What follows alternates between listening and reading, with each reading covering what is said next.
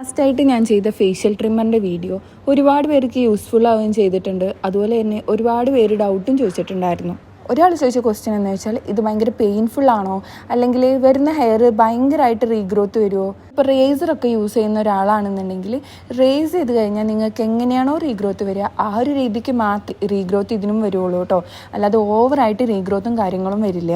അടുത്ത ക്വസ്റ്റ്യനായിട്ട് ചോദിച്ചത് ഇത് ബിക്കിനി ലൈൻസിൽ, ഹാൻഡ്സിൽ, അതുപോലെ തന്നെ അണ്ടർആംസിലൊക്കെ യൂസ് ചെയ്യാൻ പറ്റുമോ എന്നുള്ളതാണ്.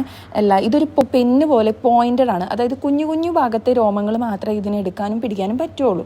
അപ്പം അണ്ടർആംസിലും അതുപോലെ ഹാൻഡ്സിൽ അതുപോലെ ബിക്കിനി ഏരിയാസിലൊന്നും ഇത് യൂസ് ചെയ്യാൻ പാടില്ല. ഇനി അടുത്തായിട്ട് ഒരാളെൻ്റെ അടുത്ത് ചോദിച്ചത് ബിക്കിനി ഏരിയയിൽ ഹെയർ റിമൂവൽ ക്രീംസ് യൂസ് ചെയ്യാൻ പറ്റുമോ എന്നുള്ളതാണ്.